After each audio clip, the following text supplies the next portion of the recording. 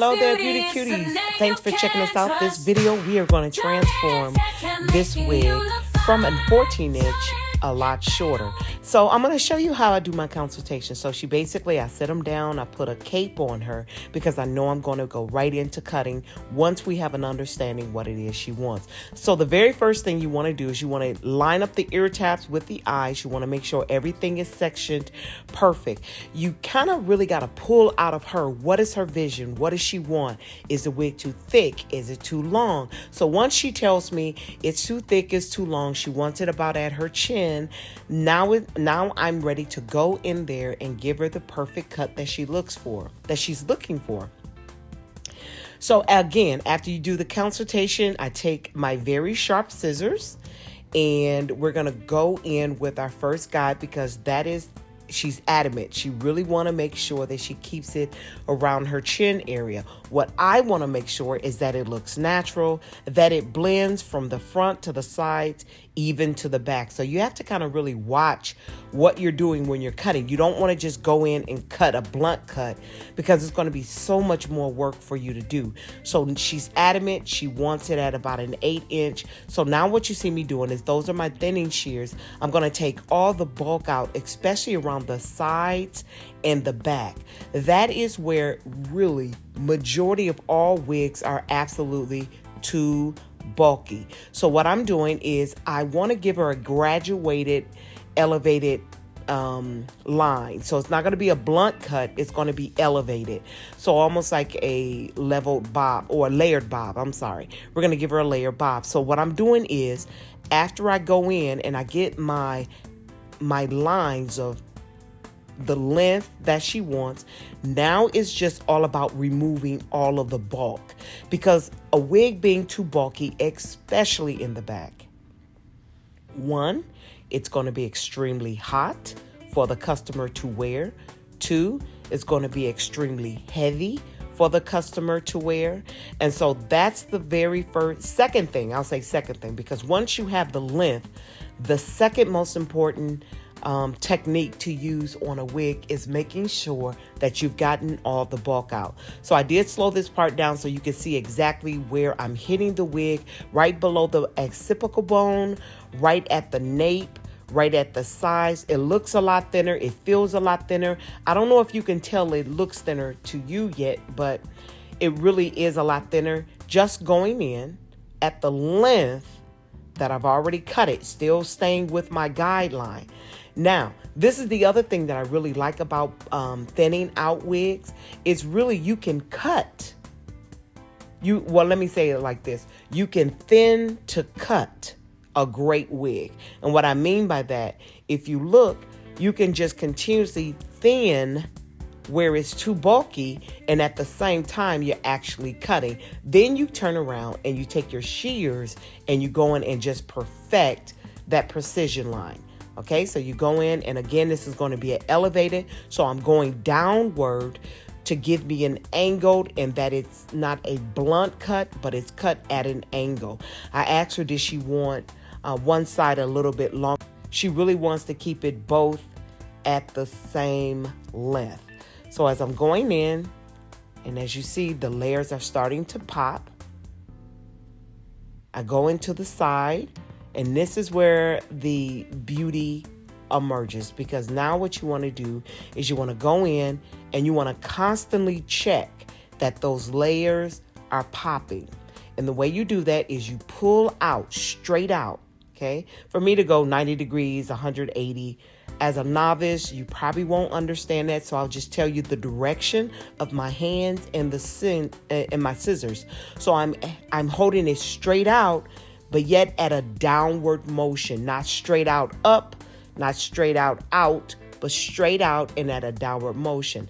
Now that I got that layer the way I want it to fall, I go in again and I perfect that precise line right at her cheek.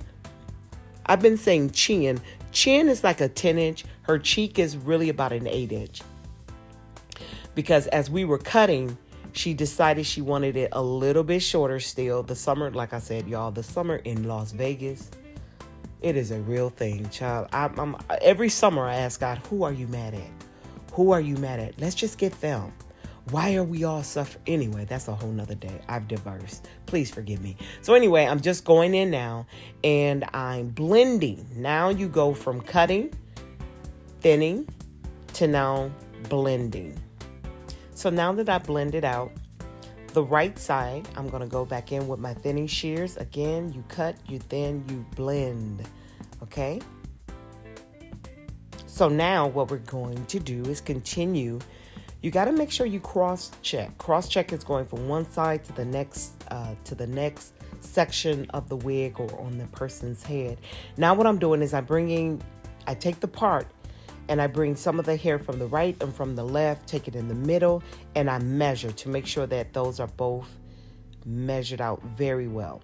Now, that was just with my comb, and you can see that those layers were popping.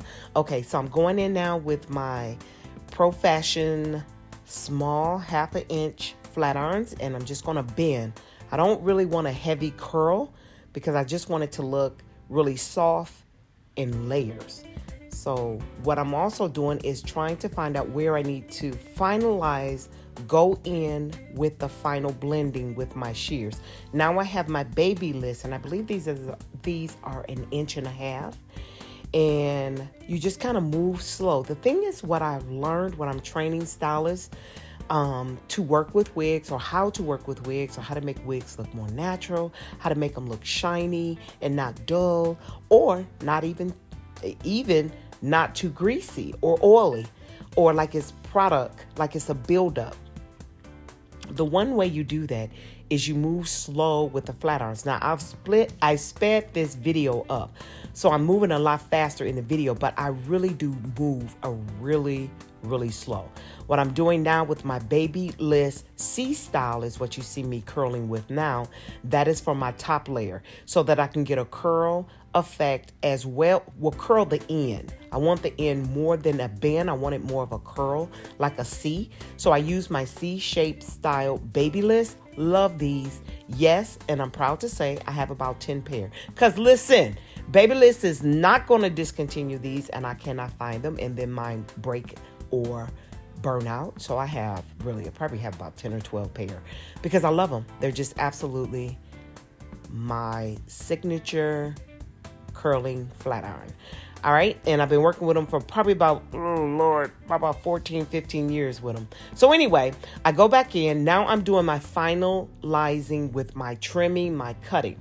And when you curl, it is really great to really determine how to perfect the rest of the style, is because as you curl it, you can now tell what is a little too long still, what's still a little too thick. I am using, do you see that comb in my hand? It is called a thermal steel rat tail comb. Thermal comb, meaning it will not burn, it will not melt as you're working with your flat irons. Please, if you're a stylist, licensed or unlicensed, please go get you a numerous amount of thermal curlers. Trust me, you will thank me later. You absolutely will thank me later. As you see, I'm using our alligator clips because those are the best clips to work with when you're curling or cutting. The reason why I say that is because you don't want hair flapping back down to the layer that you're working on. So those alligator clips really do work very well. So now again, I'm going in and I'm blending. So when I flat iron, it showed me where all my hard lines was. Now that I have the hard lines indicated where they are, now I go back in with my thinning shears and I soften those lines up. Once I soften the lines up, I go back in and I bend out or silk out the pieces that I just really kind of thinned out again. All right, I am down to the very end. What I want to do is go around her lace where it has frayed. Frayed means basically it kind of tore apart and it looks a little sloppy. It's okay to cut that out a little bit so it can look a little bit more natural. You always want a wig to look flawless, like it's going from the scalp out of her, the hair is going from the scalp to her ends.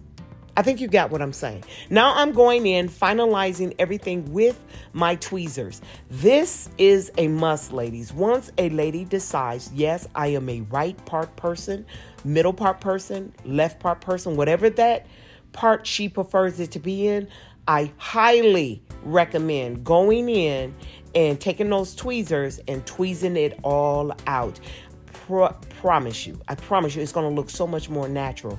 So for those that do not pluck, I do highly recommend plucking. If you're scared, don't be scared. Take your time. And what I'll do in another video, I'll just show you specifically how to pluck.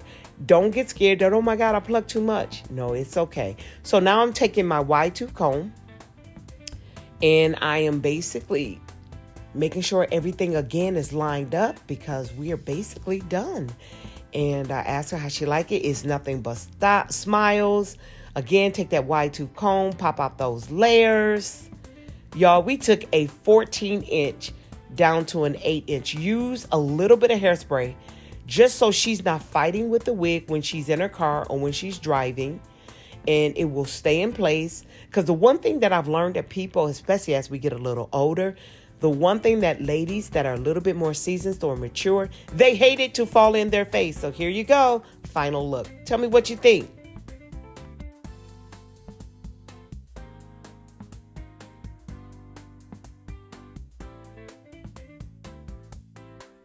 Miss Judy, you like it? I love it.